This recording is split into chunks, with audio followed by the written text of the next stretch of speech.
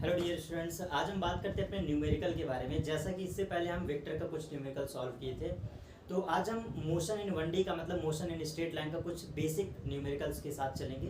तो चलिए स्टार्ट करते हैं। सबसे पहला बेसिक क्वेश्चन देखो। फर्स्ट क्वेश्चन क्या है कि दिया कुछ सवाल में ऐसे है, स्क्रीन पे लगा हुआ है आपके।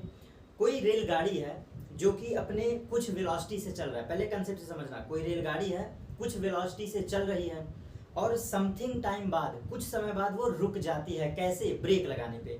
तो आपसे पूछा है कि कितना समय लगेगा उसको ब्रेक लगाने के बाद, या फिर कितना समय लगेगा कि वो ब्रेक लगने के बाद रुक गई होगी।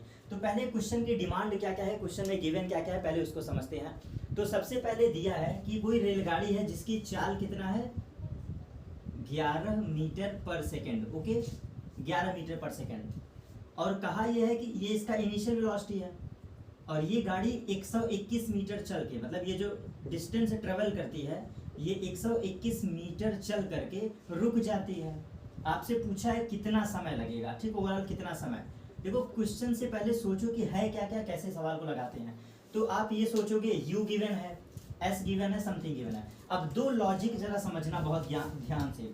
कोई रेलगाड़ी चलती है, कोई रेलगाड़ी चलती है तो ब्रेक लगाने पे रुकेगा, और ब्रेक लगाने पे क्या होगा, उसमें मंदन होगा। ब्रेक लगाने पे मंदन होगा, गाड़ी रुकेगी, मतलब अंततः उसका v क्या हो जाना है, 0 हो जाना है। कोई ट्रेन पर ब्रेक लगाओगे तो अंतिम वेलोसिटी 0 हो जाएगा। अब इस इक्वेशन का यूज करके सबसे पहले क्या निकालो, एक्सीलरेशन निकालो किसी तरह, तभी हम टाइम निकाल पाएंगे। क्योंकि आपके पास 3 इक्वेशन होता है। s को डिमांड करेंगे, s बराबर ut plus half at square. ना हमें a पता है ना t पता है, नहीं लगा पाएंगे। फर्स्ट इक्वेशन v बराबर u प्लस at।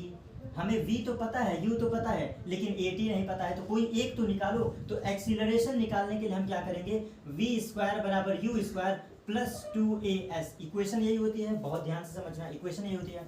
अब जरा सोचो इस कंसेप्ट को, ब्रेक लगाने पे गाड़ी रुकती है तो इसको मंदन कहा जाता है। तो मंदन के केस में ये इक्वेशन आप क्या वैलिड करोगे, 2as, क्योंकि ऋणात्मक त्वरण ही तो मंदन कहलाता है। अब यहाँ पे वैल्यू सब्स्टिट्यूट करो, 0, 11 का whole square 121, clear, and minus of 2 into A into S. कितना दूरी चला है, 121 मीटर चली है दूरी। तो यहाँ से सॉल्व करोगे तो क्या हो जाएगा, 121 इधर आया और डिवाइड बाई 2 इंटू 121, क्लियर, यही होगा। और एक्सीलरेशन a, यहाँ से हमें a की वैल्यू पता चल गया, 121 से 121 गया, यहाँ पे 1/2 बचा, तो एक्सीलरेशन की वैल्यू आप 1/2 लिख लीजिए। और जैसे a पता चल गया, अब तो हमें टाइम बिल्कुल क्लियर निकल के चला आएगा। तो देखो यहाँ पे a पता चला, अब आप इक्वेशन रख दीजिए, v बराबर u minus A T, clear, v बराबर u माइनस ए टी। भाई ब्रेक लगा रहे हो तो ऋणात्मक त्वरण रख दो, v 0, u की वैल्यू 11 माइनस एक्सीलरेशन है 1/2 और इंटू टी, यहाँ से टी निकाल लो। तो 11 इस पार आया, 11 इस पार आया, is equal to 1/2 into T. Cross multiplication कर दो तो टी की वैल्यू कितना आ गया, 22 सेकेंड, क्लियर। 11 दूना 22, T is equal to 22 second. ये इस क्वेश्चन के कुछ खास बात है, बेसिक कंसेप्ट है। आप देखो लगाने से पहले सोचा करो कि सवाल में गिवन क्या है, कैसे कैसे अप्लाई करें। तो दो ही चीज अननोन थी, एक एक्सीलरेशन, एक टाइम, ठीक। अब आगे चलते हैं नेक्स्ट टाइप का क्वेश्चन, नेक्स्ट बेसिक क्वेश्चन। आपसे ये क्वेश्चन हमेशा पूछा जाता है कि कोई दूरी है, मतलब समझ लो कोई बस है, ट्रेन है, कुछ भी है।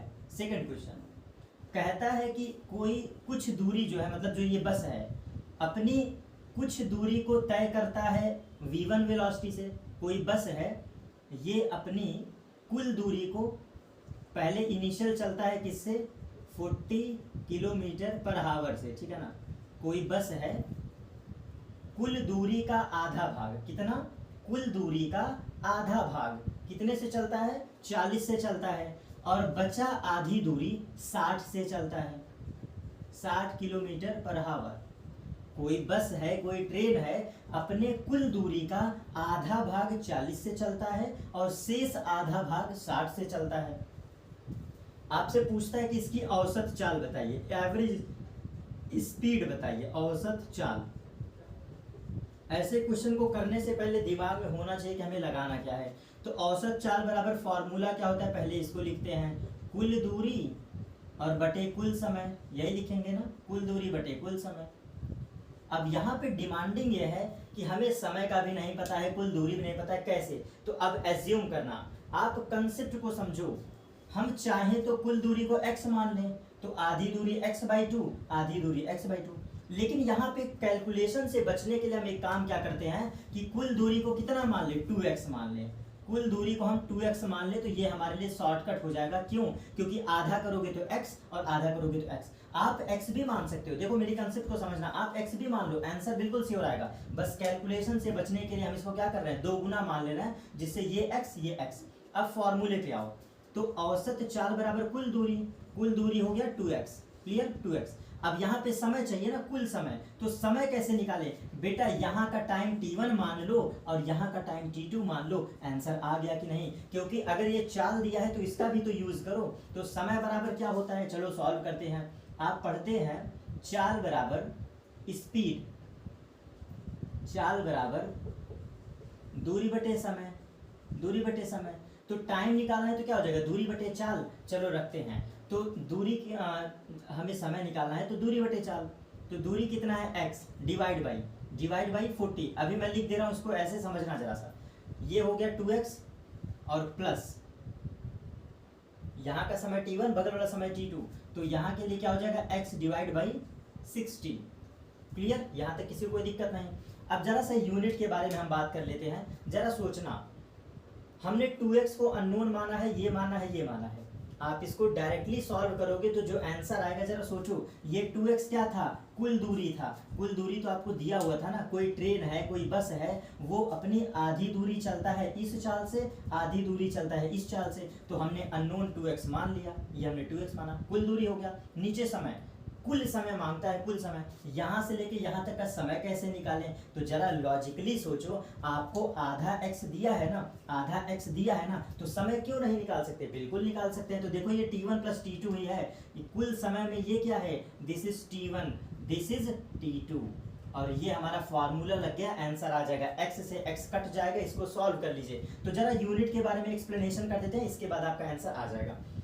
2x है, यहाँ पे हमने कुछ भी चेंज नहीं किया है। आपकी स्वेच्छा हो तो आप इसको किलोमीटर से किस में बदल सकते हैं, मीटर पर सेकंड में। तो यूनिट वाइज आप चेंज करके आंसर निकालो तो भी कोई दिक्कत नहीं। और अगर इसको नहीं चेंज करोगे तो आंसर किस में आएगा, आपका ये जो आंसर आएगा औसत चाल, ये किस में आएगा, किलोमीटर पर हावर में आएगा, ठीक है ना। और अगर समय की बात करें तो यहाँ पे समय कैसा होगा, हावर होगा, क्योंकि हमने कन्वर्जन नहीं किया है ना, क्लियर। तो ये सॉल्व करने के बाद आपका आंसर ये आ जाएगा।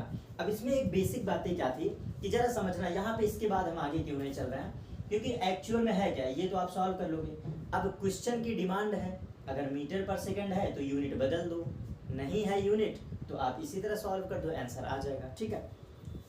तो ये हमारे थे 2 क्वेश्चन जो कि बेसिक औसत चाल, और इसको तो बिल्कुल रिमेंबर रखिएगा, क्योंकि ये कंसेप्ट मैं इसीलिए बहुत आराम से पढ़ा रहा हूँ जिससे तुम्हारे क्वेश्चन सॉल्व हो जाएं, ठीक है।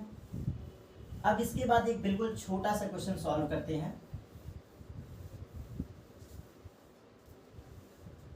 अब समझना जरा सा, सेम एज इट इज यही सवाल है। आपसे कह देता कि कोई ट्रेन है, कोई बस है, बिल्कुल इसी कंसेप्ट पर बेस्ड क्वेश्चन नंबर 3। कोई बस है, वो करता क्या है, अपने कुल समय के आधे समय में, कुल समय के आधे समय में, ये मैंने डिवाइड कर दिया। तो आधे समय की बात कर रहा है तो t/2 और t/2। कोई बस है, अपने यात्रा की आधे समय, मतलब जो यात्रा की आधी दूरी है जिसको t/2 टाइम कहा गया है, तो आधे समय में कितने चाल से चलता है, 40 किलोमीटर पर हावर। वहीं से क्वेश्चन बेटा मैं उठा रहा हूँ, ठीक है ना। और बचा जो आधी दूरी है इसको चलता है 60 किलोमीटर पर हावर, ठीक। और इस शर्त में आपसे पूछा है कि औसत चाल क्या होगा। इस केस में आपसे पूछा है कि यहाँ पर औसत चाल क्या होगा, औसत चाल, एवरेज स्पीड पूछा है। कोई ट्रेन है, कोई बस है, अपने यात्रा का जो कुल समय है, कुल समय का आधा कर दो, तो आधे समय में इतने चाल से चलता है और आधे समय में इतने चाल से चलता है। ये सवाल की डिमांडिंग है। और इस केस में कैसे क्वेश्चन को सॉल्व करें, औसत चाल निकालना, इस बात को रिमेंबर करते हैं। औसत चाल, तो औसत चाल का फॉर्मूला कुल दूरी बटे कुल समय, ठीक। तो जरा पहले डायरेक्ट समझना, जब कुल समय रखोगे तो कुल समय में क्या आएगा, टी आएगा, किसी को कोई दिक्कत नहीं होना चाहिए।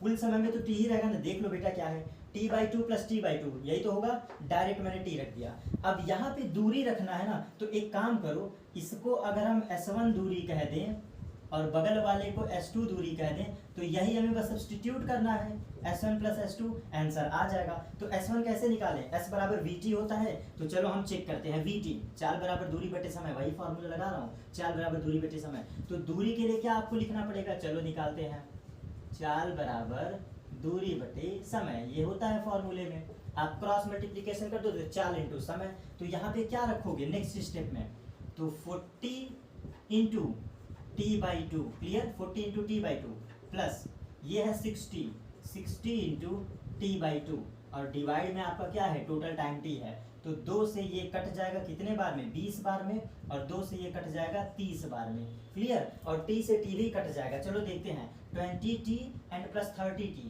तो कितना हो गया 50t और डिवाइड बाई t से t कट गया, आंसर कितना आ गया 50 किलोमीटर पर हावर।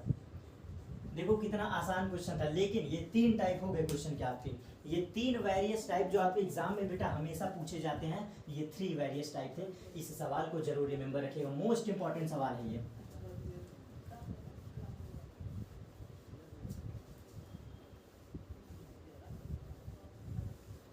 अब 4th सवाल, क्वेश्चन नंबर 4 और ये लास्ट सवाल, क्वेश्चन नंबर 4, ठीक है ना। देखो अब क्वेश्चन की क्या डिमांड है, 2 पत्थर हैं, 2 पत्थर हैं, कोई मीनार से छोड़े जाते हैं, 2 स्टोन हैं, 2 पत्थर हैं, समथिंग मीनार से छोड़े जाते हैं, किसी मीनार से, ठीक है ना, छोड़े जाते हैं।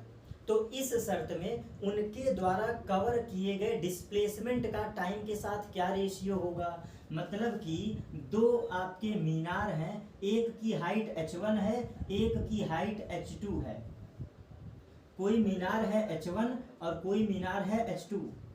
यहां से 2 पत्थर साथ साथ छोड़े जाते हैं, क्या किए जाते हैं, छोड़े जाते हैं बेटा, याद रखना, पत्थर 2 छोड़े जाते हैं। तो जब पत्थर छोड़ा जाता है तो u बराबर 0, जब फ्री फॉलिंग होती है या जब पत्थर को छोड़ा जाता है, मतलब कि आराम से उसको बस छोड़ दो, तो छोड़ने के केस में प्रारंभिक वेग 0 होता है।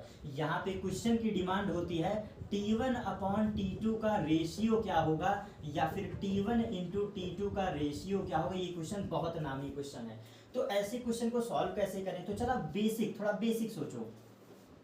h बराबर इक्वेशन पढ़ते हो ना, डिस्प्लेसमेंट और टाइम का एक ही रिलेशन है, h बराबर ut प्लस हाफ at², यही है ना एक रिलेशन। लेकिन देखो जरा सा, ये फ्री फॉलिंग है ना, तो हाफ gt², ये हाफ gt²। अब जरा फॉर्मूला रख के चेक करो, यहाँ पे u रखोगे खत्म, दोनों के लिए प्रारंभिक वेग 0, तो h का रिलेशन क्या है, हाफ gt², लिख सकते हैं ये रिलेशन। और इस रिलेशन को गौर से देखो, बस तुलना ही तो कराना है, हाफ और जी दोनों क्वेश्चन के लिए कॉमन, तो समय के साथ रेशियो पूछा है ना, तो बस वैल्यू सब्स्टिट्यूट कर दो, h1 बराबर हाफ जी t1², इक्वेशन नंबर फर्स्ट, और h2 बराबर हाफ जी t2², इक्वेशन नंबर सेकंड। ये 2 इक्वेशन से डायरेक्ट तुलना कर लो, तो h1 देखो टाइम का रेशियो मैंने कहा है, तो t1 रेशियो t2 जो होगा वो स्क्वायर रूट के अंदर h1 अपॉन h2 होगा, बस यही सब्स्टिट्यूट करना था। आप इसको भाग दे दो, दोनों को डिवाइड कर दो, आंसर निकल के चला आएगा।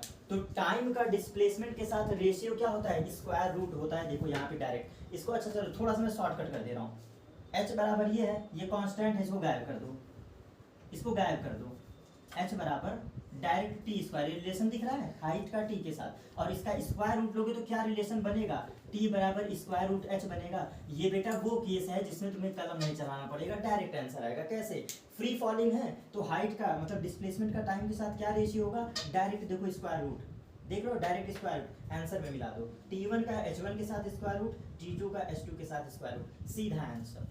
क्लियर। तो ये हमारे 4 बेसिक क्वेश्चन थे, जो 4 बेसिक क्वेश्चन आपसे पूछे जाते हैं, ठीक है। और इसके बाद अभी हम और क्वेश्चन आपको देंगे, अभी घबराना बिल्कुल नहीं है, ये तो हमारे मोशन का बिल्कुल सिंपलेस्ट क्वेश्चन थे जो आपसे हमेशा पूछे जाते हैं। बेसिक कंसेप्ट मैं क्लियर कर रहा था। तो जैसा कि आपको 2-3 पार्ट भी इसके क्वेश्चन के और मिलेंगे, तो फिर मिलते हैं नेक्स्ट वीडियो पर। Thank you.